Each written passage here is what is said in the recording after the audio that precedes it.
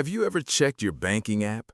Tap that one screen nobody ever taps, the interest earned year-to-date screen, and realized you've made a grand total of 14 bucks? I had about 10 grand sitting in a standard savings account all year, and my bank paid me enough to buy a single fast food combo meal. Meanwhile, that exact same bank, in a single recent year, made over $92 billion off the gap between what it pays people like me and what it charges people like me. But here's the part that actually got under my skin. Everything I'm about to show you today was sitting in plain sight the whole time.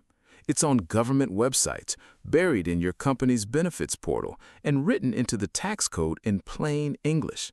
Nobody hid this in a vault. They just made sure the default path points the exact opposite way. This isn't a script about budgeting or skipping your morning coffee. This is about how the factory settings on your financial life are quietly costing you about a decade of your future, and how flipping 4 free switches can get it back. Quick disclaimer before we jump in. I'm not a financial advisor. This isn't personalized financial advice. This is just math, publicly available, slightly infuriating math. Oh, and when I say this strategy costs $0, I mean it. There's no course to buy, no app to download, and no guy pitching you crypto from a rented Lamborghini. The only cost is about an hour of your life and the mild existential dread of realizing you could have done this years ago. Deal? Let's get into it. The engine. Your savings rate. Let's start with the engine that makes the whole thing run. Here's a question almost nobody answers correctly. How long do you have to work before you can afford to stop? Most people think the answer depends on how much money you make. It doesn't. It depends almost entirely on one single number, your savings rate. That's the percentage of your take-home pay that you keep instead of spend. The math behind this is so simple, it's almost offensive. If you spend 100% of everything you make, you can never retire. Doesn't matter if you make $50,000 or $500,000 a year, you will work until your body files a formal complaint. On the flip side, if you save 100% of your income, well, congratulations, you're already retired, though I'm not sure how you're eating. Everyone on Earth lives somewhere between those 2 points, and where you sit on that line determines your entire working life. Assuming average market returns, if you save 10% of your income, you have to work for 51 years.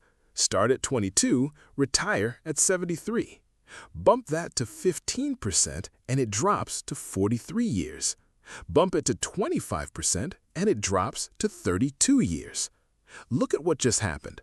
Going from saving 10% to 25% didn't shave off a couple of years. It deleted 19 years of alarm clocks.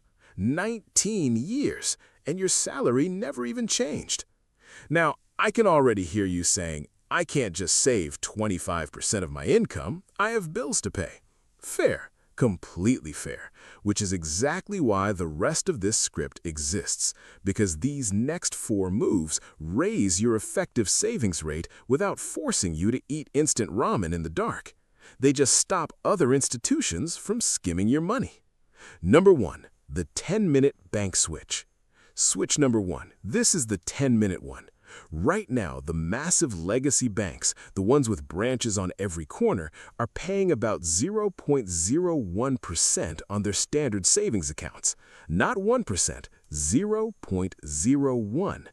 At the exact same time, FDIC-insured high-yield savings accounts are paying around 4%.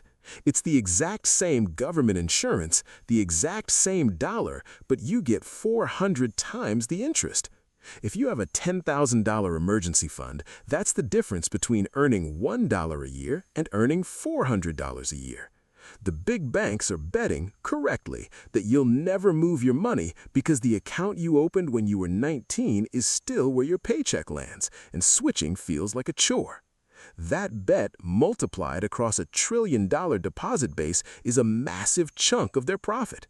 Your laziness literally has a line item on their quarterly earnings report.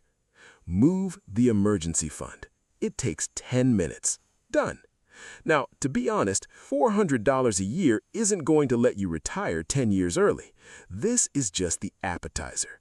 It matters because it exposes the mechanism. The default setting is quietly working against you. Number 2, the 401k match. Free money. Switch number 2. If your employer offers a 401k match, this is the highest guaranteed return available to any human being on the planet, and 1 in 4 workers is leaving it on the table. The most common formula is an employer matching 50 cents on the dollar, up to 6% of your salary. Translation, you put in 6%, they hand you an extra 3% of your salary for free. That is an immediate 50% return on your money before the stock market even does anything. There is no hedge fund on earth that can deliver a guaranteed 50% return. Yet, studies show a quarter of employees don't contribute enough to get the full match. That's billions of dollars in free money just evaporating into thin air every year. And it's a design problem, not a knowledge problem. The system makes it hardest for lower-income workers to claim this cash. So if you do nothing else after watching this, log into your company's HR portal tonight and set your retirement contribution to at least the full match. It's one digital form, and you just gave yourself a raise. 3. Investment fees, the silent killer. All right, you're earning real interest, you've captured your free money. Now we get to the move that genuinely steals years of your life, and almost nobody sees it because it's invisible by design. The single biggest leak in the average American's retirement isn't buying too much avocado toast. It's fees. Specifically, the fees hidden inside the investments you already own. Here is the brutal math. Take $100,000, invest it for 30 years at a 6% return in a mutual fund charging just 0.1% a year in fees. You end up with around $574,000. Now, put that same money in the same market for the same 30 years into a fund charging 2%. You end up with about $334,000. The fee difference just ate $250,000. Gone. And you never wrote a check, never saw a bill, never felt a thing. The fee comes out of your returns before they ever reach you. You don't lose money, you just lose the money you would have had. And before you say, "But Nick, the expensive funds have professional managers picking winners." No, they don't. Data shows that over a 15-year period, the number of professional fund managers who actually beat the boring standard S&P 500 index is almost zero. You are paying 8 times the fee for performance that loses to a robot 9 times out of 10. And if you have a traditional financial advisor charging you 1% of your total assets every year, that can cost you over $500,000 over a lifetime. The industry rule of thumb is that every 1% in annual fees cost you roughly 5 to 7 years of your working life. The fix? Open your 401k or IRA, find the Total Market Index Fund or S&P 500 Index Fund, look for an expense ratio that looks like a typo, like 0.05% or 0.03%, and move your balance into it. You just bought back several years of your life in about 4 clicks. 4. The HSA cheat code. Now for switch number 4. This is my absolute favorite because it is the closest thing the U.S. tax code has to a cheat code, and only 20% of the people who have it are actually using it right. It's the HSA, the Health Savings Account. I know, you just heard health savings and your eyes glazed over. Stay with me. If you have a high-deductible health plan, you can contribute money into an HSA, and this money is tax-deductible going in, grows completely tax-free, comes out completely tax-free for medical expenses. No other account in existence gives you all 3. A 401k taxes you on the way out. A Roth IRA taxes you on the way in. The HSA just doesn't. But here's the actual hack. Most people treat the HSA like a medical debit card. Money goes in, copay comes out. Instead, you should invest the HSA balance, pay for today's small medical bills out of pocket, and save the receipts in a digital folder. There is no time limit on reimbursing yourself. So that $100 urgent care visit from this year, you can legally pay yourself back tax-free 20 years from now, after that $100 has sat in an index fund compounding into $400. Fidelity estimates the average 65-year-old couple will burn through hundreds of thousands of dollars in medical costs in retirement, and HSA covers that bill with totally tax-free money. Putting it together, and the plot hole. Let's put the whole machine together. If a median income family accepts the factory defaults, a standard bank, average 401k fees, and uninvested HSA, they are looking at a 33-year runway to retirement. If that exact same family changes these 4 defaults, lowers their fees, captures the match, and utilizes their tax-advantaged accounts, their effective savings rate skyrockets. They can shave 6, 7, even 10 years off their working life. Same family, same paychecks. The only difference is which defaults they accepted. Now, if you've been paying close attention, you've spotted a plot hole. Hey, all that money is locked in retirement accounts. You can't touch a 401k until you're 59 and a half without a penalty. How do I retire at 50? Great question. The answer is something the early retirement community figured out years ago, the Roth conversion ladder.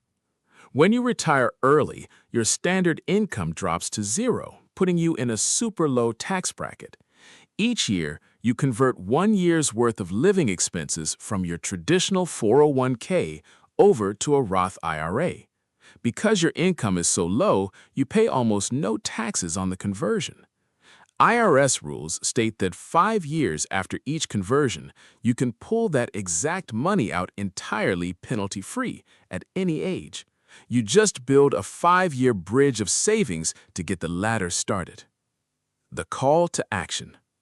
None of this is a loophole. It's printed in the Internal Revenue Code on purpose.